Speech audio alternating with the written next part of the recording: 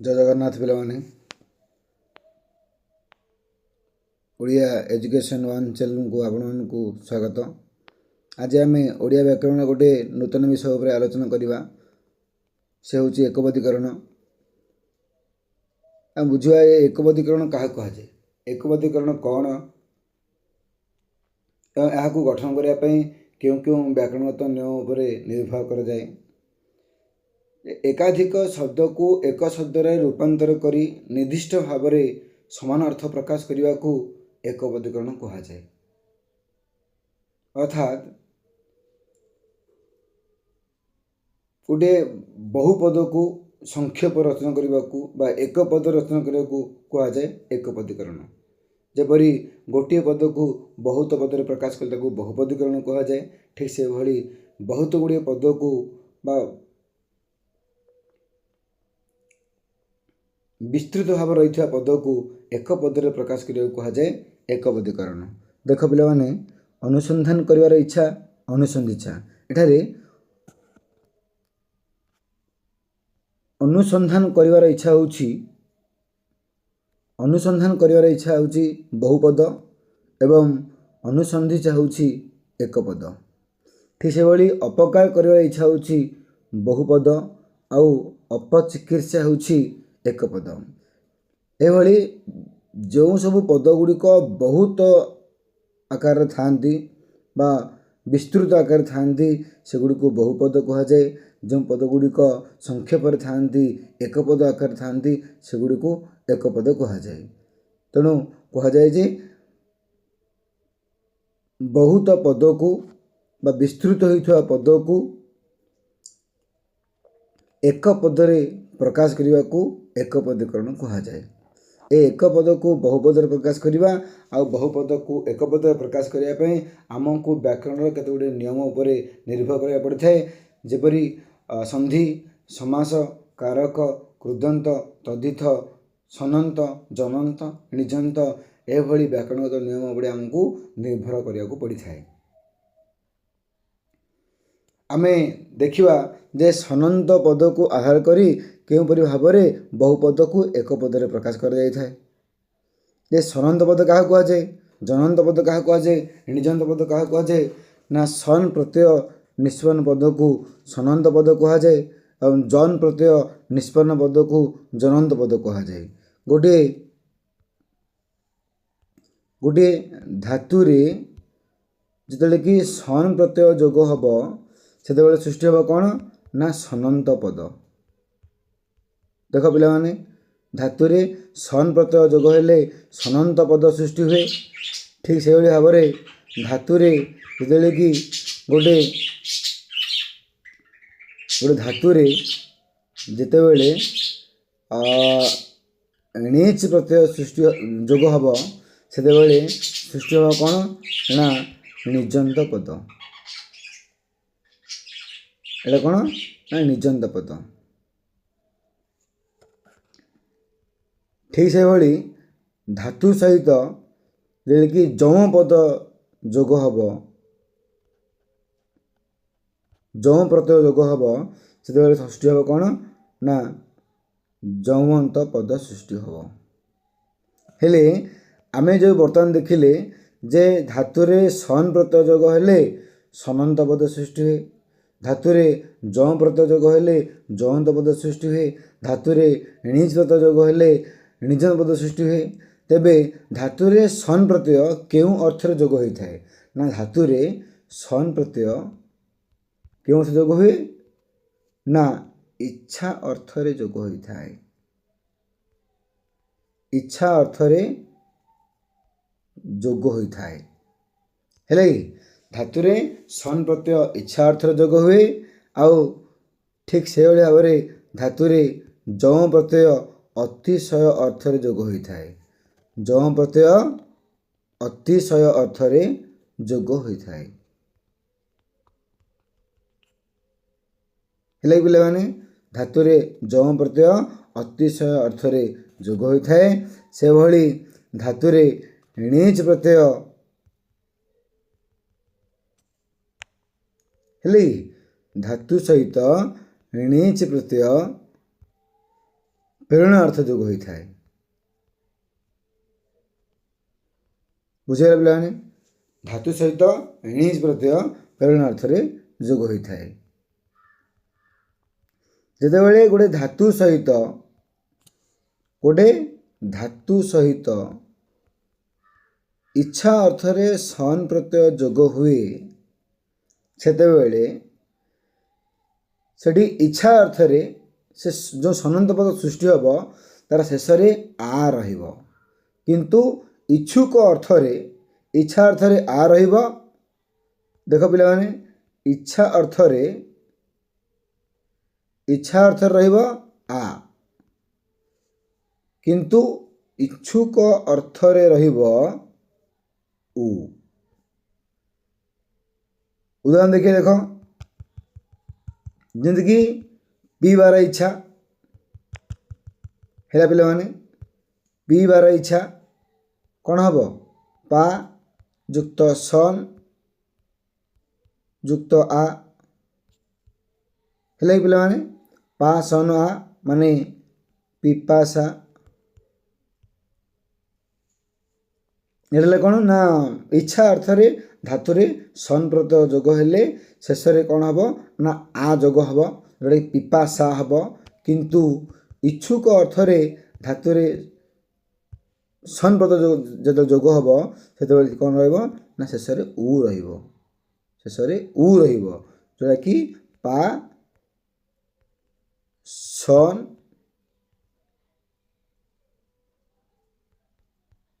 ଉ। ଅର୍ଥ କ'ଣ କହିଲେ ପିଲାମାନେ? ନା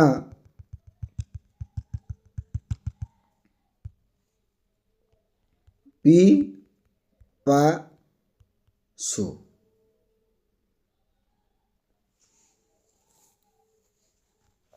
ସେଭଳି ଆମେ ଦେଖିବା ଯେ ଅତିଶୟ ଅର୍ଥରେ ଧାତୁରେ ଯମ ପ୍ରତ୍ୟୟ ଯୋଗ ହୁଏ, ଯେଉଁଟାକି ଅତିଶୟ ଜଳିବା ଅର୍ଥାତ୍ ଜାଜୁଲ୍ୟମାନ, ଅତିଶୟ କାନ୍ଦିବା ଅର୍ଥାତ୍ ରୋରୁଦ୍ୟମାନ ହେଲା କି ପିଲାମାନେ? ସେଭଳି ପ୍ରେରଣା ଅର୍ଥରେ ଧାତୁରେ ଯେତେବେଳେ ଣିଜ ପ୍ରତ୍ୟୟ ଯୋଗ ହୁଏ ସେ ନିଜ ପଦ ସୃଷ୍ଟି ଆମେ ପଢ଼ିଲେ ନା ସ୍ଥା ଧାତୁରେ ଯେତେବେଳେ ଆମେ କ'ଣ କରିବା ନା ସ୍ଥା ଧାତୁରେ ଆମେ ଯେତେବେଳେ କି ଣିଜ ପଦ ଯୋଗ କରିବା, ସ୍ଥା ଧାତୁରେ ଣିଜ ଯୋଗ କଲେ କ'ଣ ହେବ ପିଲାମାନେ? ନା ହେବ ସ୍ଥାପି ହେବ। ଏହା ହେଲା ତାର ଣିଜନ୍ତ ରୂପ। ସ୍ଥାପିର ବିଶେଷ୍ୟ ରୂପଟା ହେବ କ'ଣ କହିଲେ ପିଲାମାନେ? ନା ସ୍ଥାପନ ହେବ। ବିଶେଷିତ ରୂପ ହେବ ସ୍ଥାପିତ ହେବ। ବୁଝିଲେ ପିଲାମାନେ? ଆମେ ଠିକ୍ ଏଭଳି ସନ୍ଧି, କାରକ, ସମାସକୁ ଆଧାର କରି ମଧ୍ୟ ବହୁପଦକୁ ଏକ ପଦରେ ପ୍ରକାଶ କରି ଆମେ ଏକପଦୀକରଣ ପ୍ରକ୍ରିୟାକୁ ଗଠନ କରିପାରିବା। ଏହା ଆମେ ଦେଖିବା କେତେ ଗୁଡ଼ିଏ ସନନ୍ତ ପଦକୁ ଆଧାର କରି ହୋଇଥିବା ବହୁପଦର ଏକପଦୀକରଣ। ଦେଖ ପିଲାମାନେ, ଏଠି ଆମକୁ ଦିଆଯାଇଛି ଯେ ଅନୁସନ୍ଧାନ କରିବାର ଇଚ୍ଛା ଅନୁସନ୍ଧିତ୍ସା। ଅନୁସନ୍ଧାନ କରିବାର ଇଚ୍ଛା ପିଲାମାନେ କ'ଣ ଦିଆଯାଇଛି ନା ଅନୁସନ୍ଧିତ ଦିଆଯାଇଛି, ହେଲା କି? ହେଲେ ଅନୁସନ୍ଧାନ କରିବାର ଇଚ୍ଛା ଆମେ ପଢ଼ିଥିଲେ ଇଚ୍ଛା ଅର୍ଥରେ ଆ ରହିବ, ଏଠି କ'ଣ ଅଛି? ଆ ରହିଛି, ଅନୁସନ୍ଧିତ୍ସା ଅଛି। ଆଉ ଇଚ୍ଛୁକ ଅର୍ଥରେ କ'ଣ ହେବ ନା ଉ ରହିବ। ତାହେଲେ ଅନୁସନ୍ଧାନ କରିବାର ଇଚ୍ଛୁକ କ'ଣ ହେବ ନା ଅନୁସନ୍ଧିତ୍ସୁ ହେବ। ବୁଝିପାରିଲ? ଅନୁସନ୍ଧିତ୍ସୁ ହେବ। ଅପକାର କରିବାର ଇଚ୍ଛା ଅପଚିକିତ୍ସା। ଅପକାର କରିବା ଇଚ୍ଛୁକ କ'ଣ ହେବ ନା ଅପଚିକିତ୍ସୁ ହେବ। ଦେଖ ପିଲାମାନେ, ଉପକାର କରିବା ଇଚ୍ଛା ଉପଚିକିତ୍ସା ହେବ, ଆଉ ଉପକାର କରିବା ଇଚ୍ଛୁକ ଉପଚିକିତ୍ସୁ ହେବ। ସେଭଳି କରିବାର ଇଚ୍ଛା ଚିକିତ୍ସା ହେବ। ଏଠି ପିଲାମାନେ ମୂର୍ଧନ୍ୟ ସରିବ, କରେ ଦୀର୍ଘ ରହିବ। ଆଉ କରିବାର ଇଚ୍ଛୁକ ଚିକିତ୍ସୁ ହେବ। ଏଠି ଦୀର୍ଘ ଲାଗିବନି ଚିକିତ୍ସୁରେ, ବରଂ କ'ଣ ହେବ ନା ହର୍ଷଉକାର ଲାଗିବ। ଦେଖ ପିଲାମାନେ, ହର୍ଷଉକାର ଲାଗିବ। ଆମେ ପଢ଼ିଲେ ଶେଷରେ ଉ ଲାଗିବ, ଅର୍ଥାତ୍ ହର୍ଷଉ ଲାଗିବ। ठीक से जय कर इच्छा जिज्ञासा, जय करने को इच्छुक जिज्ञासु, जानिबार इच्छा जिज्ञासा हम और जानिबा को इच्छुक जिज्ञासु हम। नाचिबार इच्छा निनर्तिसा, नाचिबा को इच्छुक निनर्तिसु, त्याग कर इच्छा तितिक्षा हम आ कौन हम पे ना जिहासा हम। देख पे नाचिबार इच्छा निनर्तिसा हम आउ नाचिबा इच्छुक आम पढ़ले निनर्तिसु हम। आ कौन हो पार ना नर्तनेच्छा नर्तनेच्छु। आउ देखिए आम कौन ना जे नर्तन युक्त इच्छा नर्तनेच्छा हम, नर्तन युक्त इच्छु नर्तनेच्छु हम।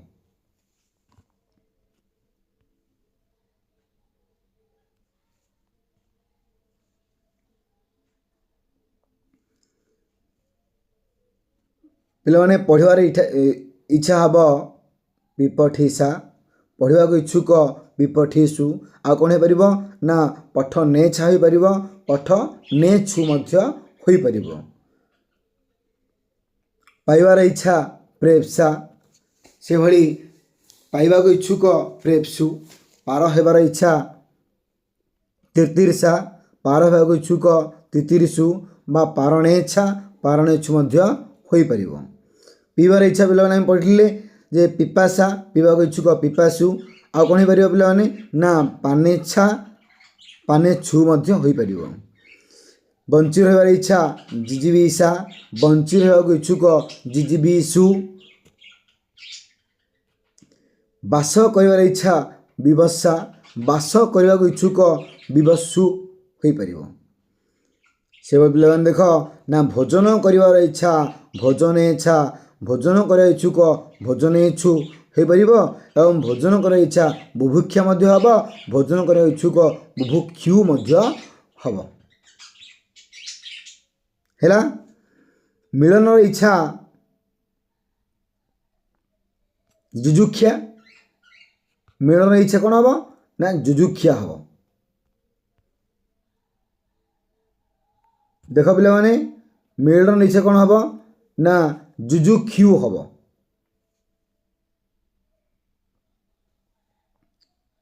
मिलन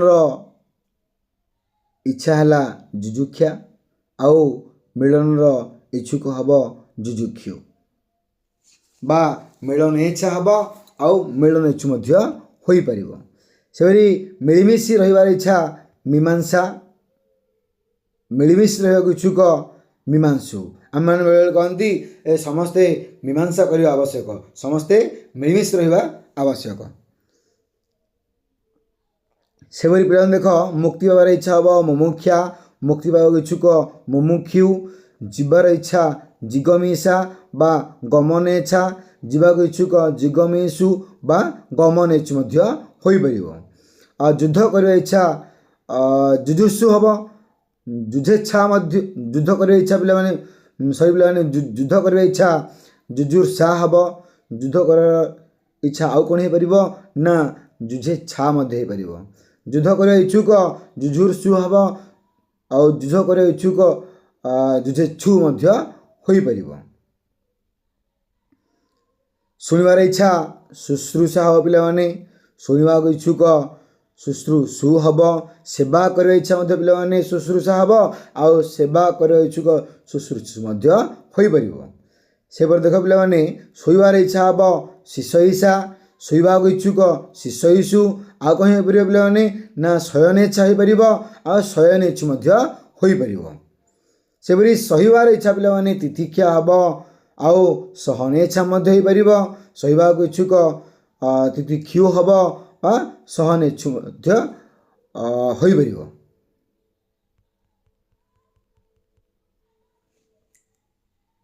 साधन कर इच्छा हम शिषाधईषा, साधन कर इच्छुक शिषा धईषु बा साधनेच्छा साधनेच्छु है कि। सृष्टि कर इच्छा कौन हम पे कहल ना शिशुक्षा हम, सृष्टि कर इच्छुक कौन हम ना शिशुक्षु हम बा सर्जनेच्छा हो पार। आउ सृष्टि कर इच्छुक सर्जनेच्छु हो पार। हत्या कर इच्छा ଜିଘାଂସ ହୋଇପାରିବ, ହତ୍ୟା କରିବାକୁ ଇଚ୍ଛୁକ ଜିଘାଂସୁ ମଧ୍ୟ ହୋଇପାରିବ।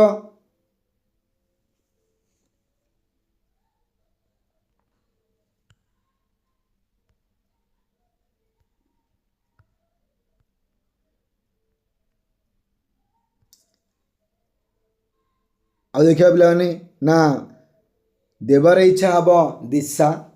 ଦେଖ ପିଲାମାନେ ଦେବାର ଇଚ୍ଛା ହେବ ଦିଶା, ଦେବାକୁ ଇଚ୍ଛୁକ ହେବ ଦିଶୁ। ହେଲା ପିଲାମାନେ ଦେବାର ଇଚ୍ଛା ଦିଶା ହେବ, ଦେବାର ଇଚ୍ଛୁକ ଦିଶୁ ହେବ। ସେପରି ଦେଖ ପିଲାମାନେ ଲେଖିବାର ଇଚ୍ଛା ଲିଲି ଖିସା ହେବ। ହେଲେ କି ଲେଖିବାକୁ ଇଚ୍ଛୁକ ଲିଲି ଖିସୁ ହୋଇପାରିବ। ଲାଭ କରିବା ଇଚ୍ଛା ପିଲାମାନେ କ'ଣ ହେବ ନା ଲିପ୍ସା ହେବ। ଲିପ୍ସା ହେବ, ଲାଭ କରିବା ଇଚ୍ଛୁକ ଲିପ୍ସୁ ହେବ। ଆଉ କ'ଣ ହୋଇପାରିବ ପିଲାମାନେ ନା ଲାଭେଚ୍ଛା ହୋଇପାରିବ ଆଉ ଲାଭେଚ୍ଛୁ ହୋଇପାରିବ। ଅର୍ଥାତ କ'ଣ ହେବ ନା ଗୋଟେ ସନନ୍ଦ ପଦର ଶେଷରେ ସା ସୁ ରହିପାରିବ କିମ୍ବା ଛା ଛୁ ରହିପାରିବ। ସା ସୁ ଛା ଛୁ, ସା ସୁ କିମ୍ବା ଛା ଛୁ ରହିପାରିବ।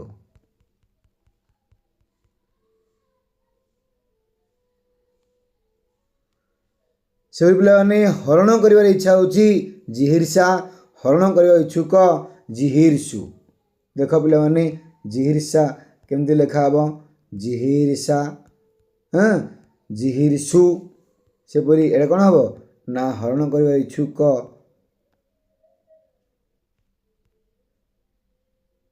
ପିଲାମାନେ ଜିହିର୍ଷୁ ହେବ।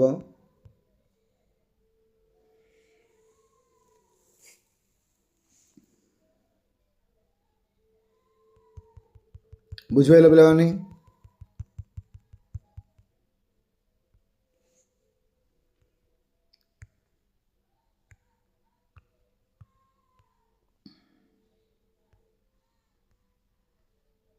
ତାପରେ ଦେଖ ପିଲାମାନେ ଦେଖିବା ଯେ ଅତିଥିଙ୍କର ଉପାସକ,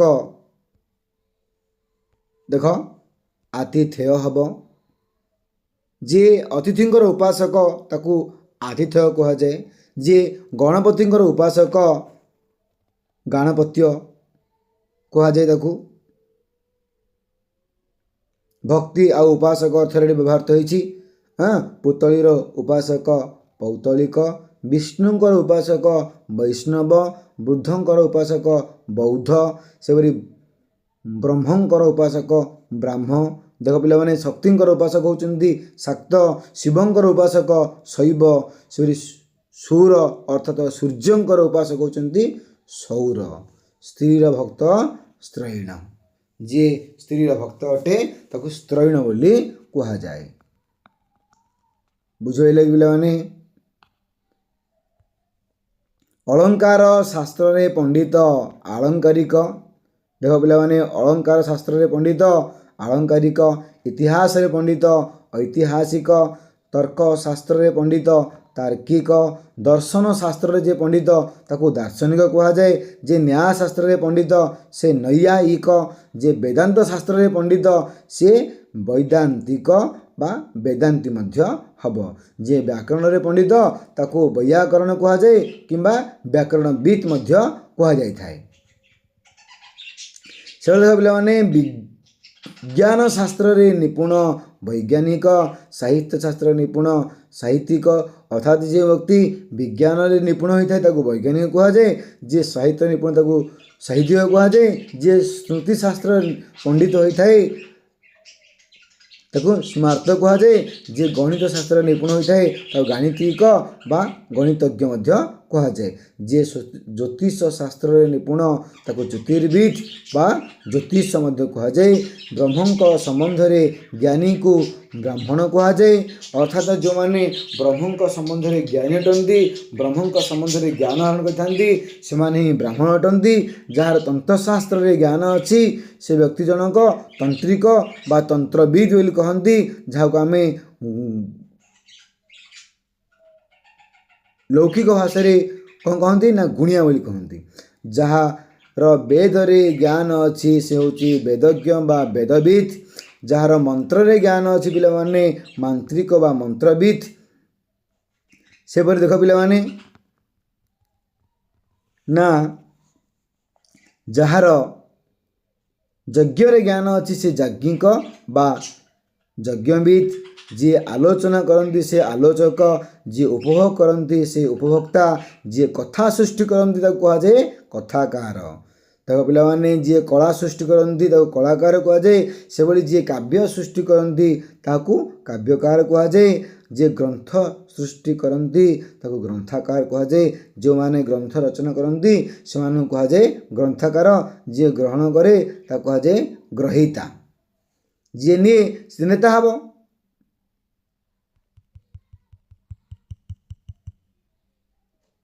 ବୁଝିଗଲେ ପିଲାମାନେ?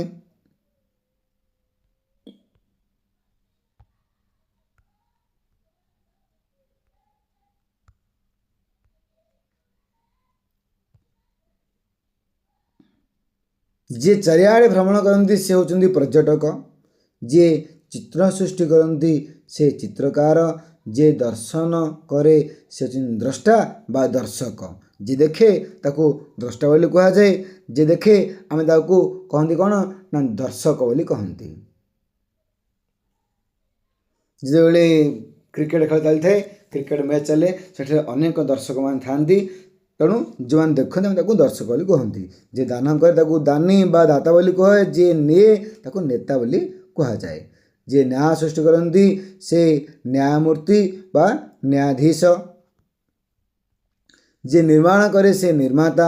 ଯିଏ ପୃଷ୍ଠପୋଷକତା କରନ୍ତି ସେ ପୃଷ୍ଠପୋଷକ। ଯିଏ ପାଳନ କରେ ସିଏ କ'ଣ ନା ପିତା ବା ପାଳନକର୍ତ୍ତା। ଯିଏ ପ୍ରମାଣ କରେ ସେ ହେଉଛନ୍ତି ପ୍ରମାଣକ। ଯିଏ ବିଚାର କରନ୍ତି ସେ ହେଉଛନ୍ତି ବିଚାରକ। ଯିଏ ବିଧାନ କରନ୍ତି ସେ ହେଉଛନ୍ତି ବିଧାତା। ଯିଏ ଭରଣ କରେ ସେ ଭର୍ତ୍ତା। ଯିଏ ଭୋଗ କରେ ସେ ଭୋକ୍ତା। ଯିଏ ରଚନା କରେ ସେ ହେଉଛନ୍ତି ରଚୟିତା।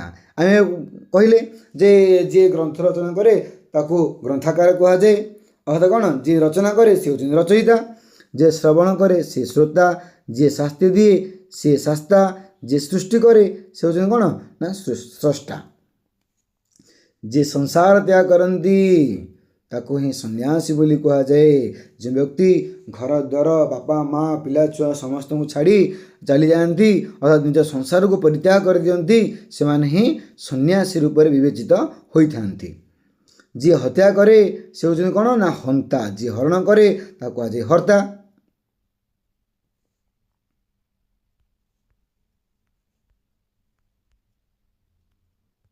ବୁଝିଗଲେ କି?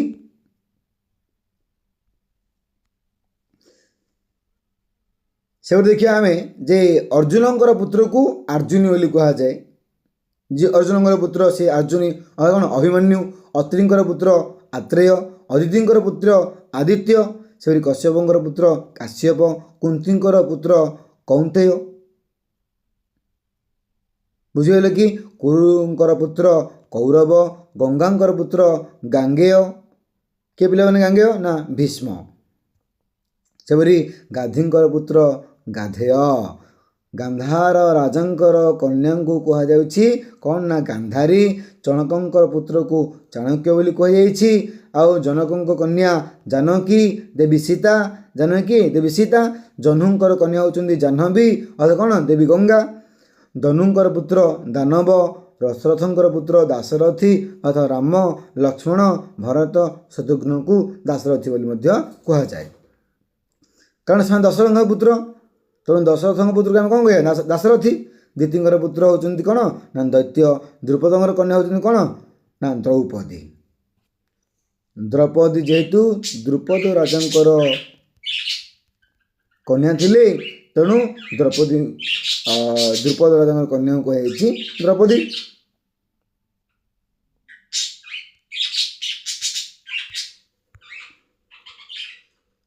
ସେବେ ଦେଖିବା ପିଲାମାନେ ଦେଖ ନା ଦ୍ରୋଣଙ୍କର ପୁତ୍ର କିଏ ସେ ନା ଦ୍ରୋଣୀ। ଦ୍ରୋଣଙ୍କ ପୁତ୍ର କିଏ ନା ଅଶ୍ୱତ୍ଥାମା। ଧୃତରାଷ୍ଟ୍ରଙ୍କର ପୁତ୍ର ଧାତରାଷ୍ଟ୍ର ଅର୍ଥାତ୍ ଦୁର୍ଯ୍ୟୋଧନ ଦୁଃଶାସନ ଇତ୍ୟାଦି। ନିକସାର ପୁତ୍ର ନୈକେଶୟ ଅର୍ଥାତ୍ କ'ଣ ରାବଣ, ପାଣ୍ଡୁଙ୍କର ପୁତ୍ର ପାଣ୍ଡବ, ପୃଥାଙ୍କର ପୁତ୍ର ପାର୍ଥ, ବରଦଙ୍କର ପୁତ୍ର ବାଦରାୟଣ ଅର୍ଥାତ୍ ବ୍ୟାସଦେବ। ବ୍ୟାସଦେବଙ୍କୁ ବାଦରାୟଣ ବୋଲି କୁହାଯାଇଛି। ବସୁଦେବଙ୍କ ପୁତ୍ର ହେଉଛନ୍ତି ବାସୁଦେବ ଅର୍ଥାତ୍ ଶ୍ରୀକୃଷ୍ଣ। ବିଦେହ ରାଜାଙ୍କ କନ୍ୟା ବୈଦେହୀ, ଦେବୀ ସୀତାଙ୍କୁ କୁହାଯାଇଛି ବୈଦେହୀ ବୋଲି। ଆମେ ଜାଣିଛନ୍ତି ପିଲାମାନେ ରାମାୟଣ ଶାସ୍ତ୍ର ପଢ଼ି ଜାଣିଛନ୍ତି କ'ଣ ନା ସୀତାଙ୍କୁ କୁହାଯାଇଛି ବୈଦେହୀ ବୋଲି। ଆଉ ଜନକ କନ୍ୟା ହୋଇଥାଏ ତାଙ୍କୁ କୁହାଯାଇଛି ଜାନକୀ ବୋଲି। ଆଉ ଭୂମିର ଜାତ ତାଙ୍କୁ କୁହାଯାଇଛି ଭୂମିଜା ବୋଲି। ବିନତାଙ୍କ ପୁତ୍ର ହେଉଛନ୍ତି କିଏ ପିଲାମାନେ ବୈନତେୟ, ସେ ହେଉଛନ୍ତି କିଏ ନା ଗରୁଡ଼। ବିଶ୍ରବାଙ୍କର ପୁତ୍ର ହେଉଛନ୍ତି କିଏ ନା ବୈଶ୍ରବଣ, ସେ ହେଉଛନ୍ତି ରାବଣ। ବିଶ୍ଵ ଋଷିଙ୍କର ପୁତ୍ର ସେ କିଏ ରାବଣ। ଭୃଗୁଙ୍କର ପୁତ୍ର ହେଉଛନ୍ତି ଭାର୍ଗବ। ମନୁଙ୍କର ପୁତ୍ର ହେଉଛନ୍ତି ମାନବ ଅର୍ଥାତ୍ କ'ଣ ନା ମନୁଷ୍ୟ। ମୃତଣ୍ଡଙ୍କର ପୁତ୍ର ମାର୍ତ୍ତଣ୍ଡ ଅର୍ଥାତ୍ ସୂର୍ଯ୍ୟ। ମେନକଙ୍କ ପୁତ୍ର ମୈନାକ ଅର୍ଥାତ୍ ହିମାଳୟ। ହିମାଳୟ ହେଉଛନ୍ତି ମେନକଙ୍କର ପୁତ୍ର। ଯଦୁଙ୍କର ପୁତ୍ର ଯାଦବ ଅର୍ଥାତ୍ କୃଷ୍ଣ। ରଘୁଙ୍କର ପୁତ୍ର ରାଘବ। ରାଧାଙ୍କର ପୁତ୍ର ହେଉଛନ୍ତି ରାଧେୟ, ଯିଏ ହେଉଛନ୍ତି କିଏ ନା ଦାନବୀର କର୍ଣ୍ଣ। ସେପରି ସୁରବଂଶର ପୁତ୍ର ସୌରୀ। ସୁମିତ୍ରାଙ୍କର ପୁତ୍ର ସୌମିତ୍ରୀ ଅର୍ଥାତ୍ ଲକ୍ଷ୍ମଣ। ବିମାତାର ପୁତ୍ର ବୈମାତ୍ରେୟ। ଭଗିନୀର ପୁତ୍ର ଭାଗିନେୟ। ସେ ରାଜନଙ୍କ ପୁତ୍ର ରାଜନ୍ୟ। ଦେଖ ପିଲା ତମର ଏଠି ଦେଇଛି ସୌମିତ୍ରୀ ଅଛି, ଆଉ ବୈମାତ୍ରେୟ ଅଛି, ଭାଗିନେୟ ଅଛି। ଏସବୁ ହେଉଛି ପରୀକ୍ଷା ଉପଯୋଗୀ ପ୍ରଶ୍ନ। ସେପରି ନିକସାର ପୁତ୍ର ମଧ୍ୟ ପରୀକ୍ଷା ଉପଯୋଗୀ ପ୍ରଶ୍ନ।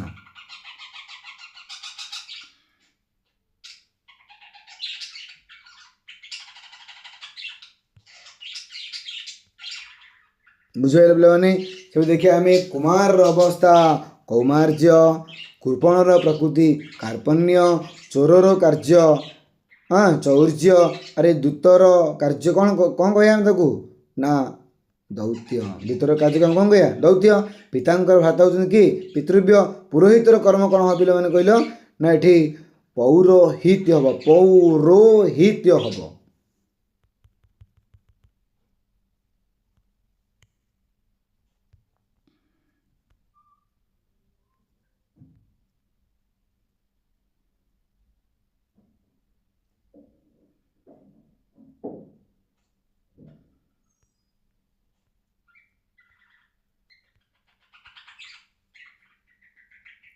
ବୁଝେଇଲେ ପିଲାମାନେ ଦେଖ ପୁରୋହିତର କର୍ମ ହେଉଛି ପୌରୋହିତ୍ୟ।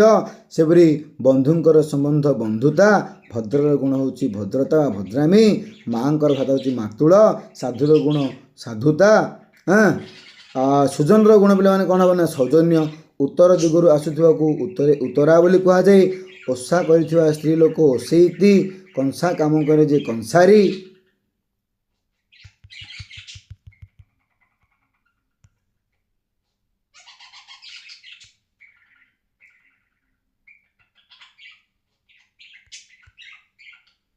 ଦେଖ ପିଲାମାନେ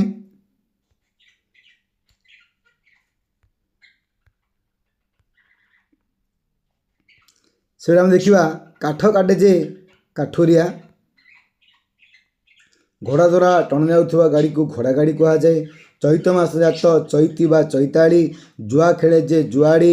ଦକ୍ଷିଣ ଦିଗରୁ ଆସୁଥିବା ଦକ୍ଷିଣା। ଦାମ ଯାହାର ବହୁତ ସେ ଦାମିକା।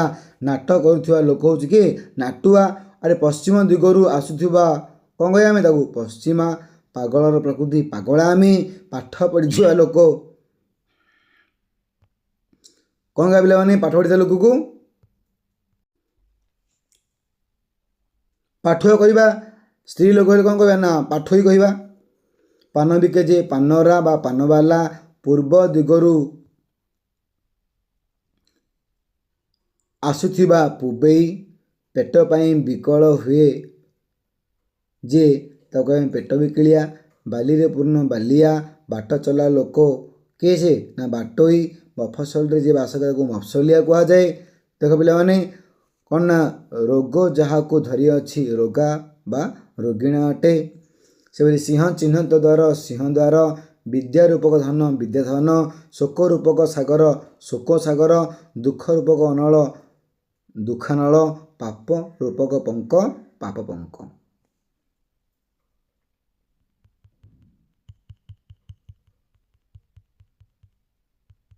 କ'ଣ କହିବା ଆମେ ନା ପାପ ରୂପକ ପଙ୍କକୁ ଆମେ କହିବା ପିଲାମାନେ ନା ପାପ ପଙ୍କ।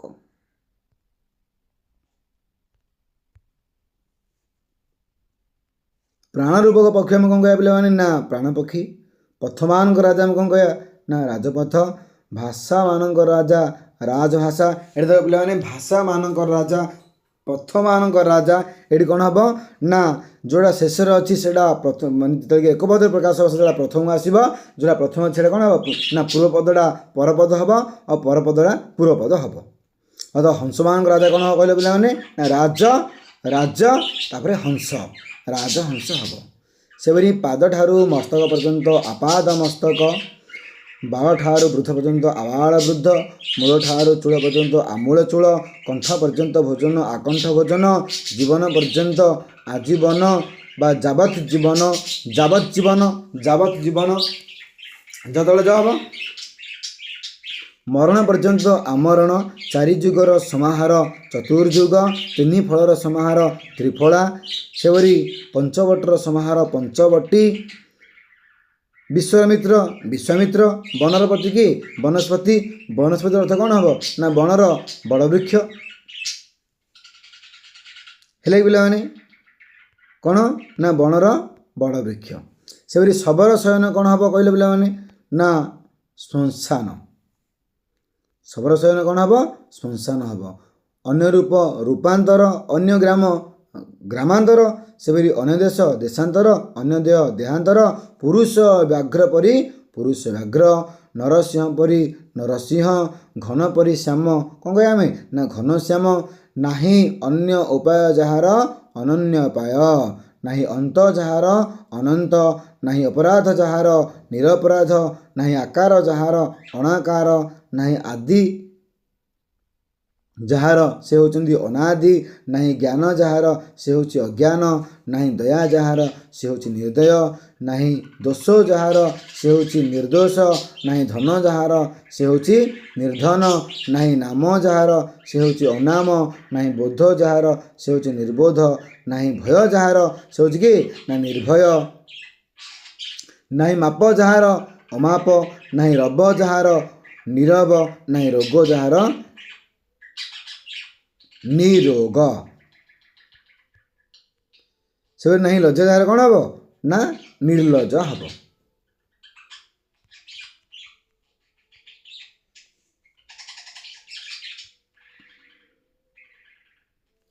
ଏଠି ଦେଖିବା ପିଲାମାନେ ଆମେ କ'ଣ ଅଛି ଆଉ ନା ଦୂରକୁ ଦେଖିପାରୁନଥିବା ବ୍ୟକ୍ତିକୁ ଆମେ କହିବା କ'ଣ ନା ଅଦୂରଦର୍ଶୀ। ବିଶ୍ୱରେ ପ୍ରସିଦ୍ଧ ହୋଇଛି କୀର୍ତ୍ତି ଯାହାର ବିଶ୍ୱ ପ୍ରସିଦ୍ଧ, ସତ୍ୟରେ ନିଷ୍ଠା ଯାହାର ସେ ହେଉଛନ୍ତି ସତ୍ୟନିଷ୍ଠ। ପରିଣାମକୁ ଦେଖିପାରୁନଥିବା ବ୍ୟକ୍ତି ସେ ହେଉଛି କିଏ ନା ଅପରିଣାମଦର୍ଶୀ। ସମସ୍ତଙ୍କୁ ସମାନ ଭାବରେ ଦେଖନ୍ତି ଯେ ସେ ହେଉଛନ୍ତି ସମଦର୍ଶୀ। ଶୋଭନ ଦର୍ଶନ ଯାହାର ସେ ହେଉଛନ୍ତି ସୁଦର୍ଶନ। ମହତ ଅଟେ ଆଶୟ ଯାହାର ମହାଶୟ। ସେଭଳି ଦେଖ ପିଲାମାନେ ଆମର ଦେଇଛି ଏଠି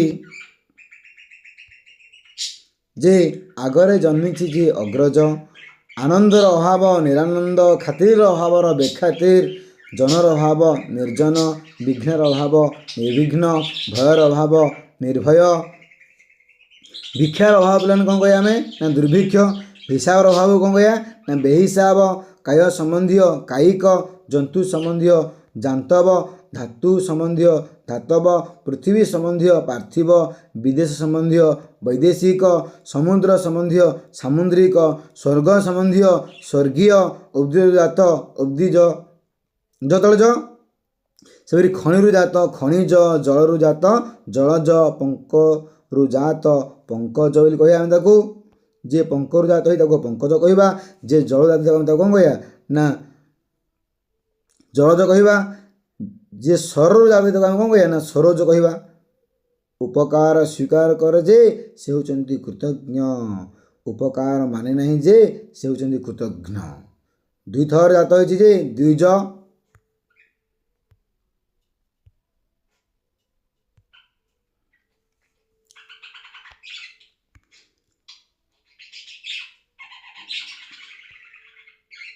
ଦେଖ ପିଲାମାନେ ଶ୍ମଶ୍ରୁ ଅଛି ଯାହାର ଶ୍ମଶ୍ରୁଳ ମାନସକୁ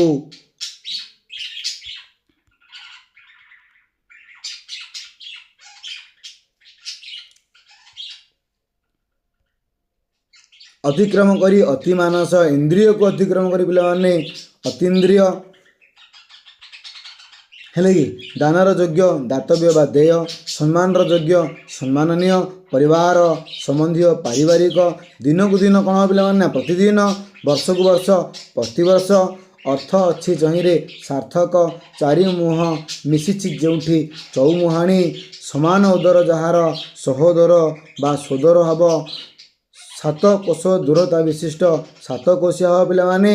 ଆଉ ସ୍ତ୍ରୀ ସହିତ ରହୁଥିବା ବ୍ୟକ୍ତିକୁ କୁହାଯାଏ ସସ୍ତ୍ରୀକ ମୃତ ହୋଇଛି ପତ୍ନୀ ଯାହାର ସେ ବ୍ୟକ୍ତି କୁହାଯାଏ ବିପତ୍ନୀକ। ସେପରି ପରିବାର ସହିତ ରହୁଥିବା ବ୍ୟକ୍ତିକୁ ସପରିବାର ବୋଲି କୁହାଯାଏ ଅର୍ଥ କ'ଣ ପରିବାର ସହିତ ସପରିବାର ବନ୍ଧବ ସହିତ ସବାନ୍ଧବ ବିଶେଷ ନମ୍ର ବିନମ୍ର କମଳ ପରି ନୟନ ଯାହାର କମଳ ନୟନ ଚକ ପରି ନୟନ ଯାହାର ଚକା ନୟନ ସେ ହେଉଛନ୍ତି ଜଗତର ନାଥ ଶ୍ରୀ ଜଗନ୍ନାଥଙ୍କୁ କୁହାଯାଇଛି ଚକା ନୟନ ବୋଲି।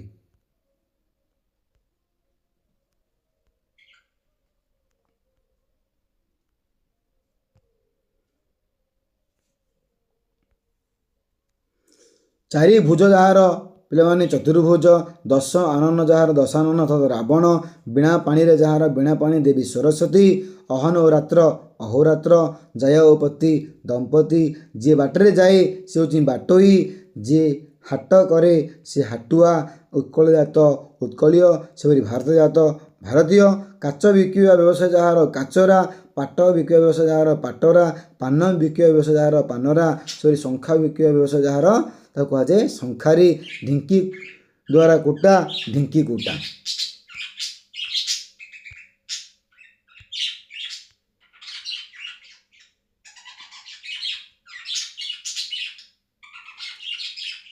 ସେପରି ଦେଖିବା ପିଲାମାନେ କ'ଣ ନା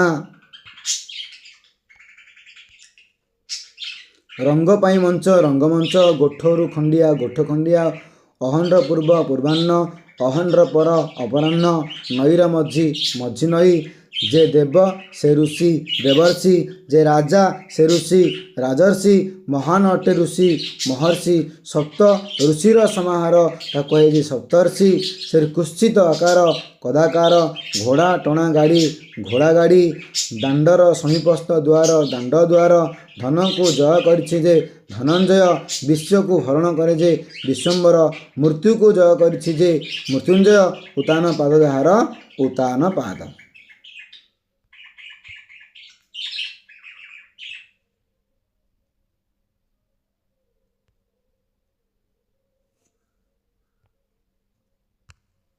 ଦେଖିବା ପିଲାମାନେ କ'ଣ ଆଉ ନା ଅନ୍ୟ ବିଷୟରେ ଯାହାଙ୍କ ମନ ସେ ହେଉଛନ୍ତି ଅନ୍ୟ ମନସ୍କ। ଖ ଅର୍ଥାତ୍ ଆକାଶରେ ବିଚରଣ କରେ ଯେ ଖେଚର ଖ ବୋଲି ଆକାଶ ଗ ବୋଲି କ'ଣ ଗମନ କରିବା ତେଣୁ ଆକାଶ ଗମନ କରିଛି ବୋଲି ତାକୁ କୁହାଯାଏ ଖଗ ଖଗକୁ କୁହାଯାଏ ପକ୍ଷୀ ସେପରି ଖେଚର ମଧ୍ୟ ପକ୍ଷୀ।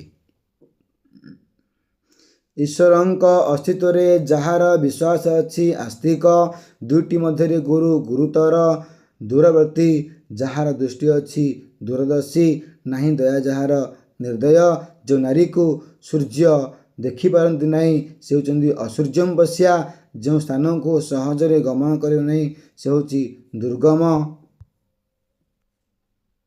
ହେଲା କି ଯେଉଁ ସ୍ଥାନକୁ ସହଜରେ ଗମନ କରେ ସେ ହେଉଛି ଦୁର୍ଗମ।